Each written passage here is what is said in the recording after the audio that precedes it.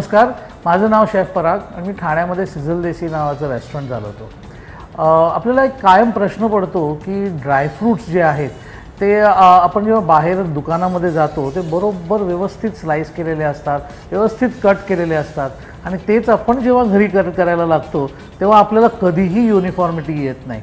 तर कायम लक्षात ठेवा, बदाम, पिस्ता हे जे काही आहेत ते कट करायच्या आधी एक तासभर डीप फ्रीजमध्ये ठेवावे।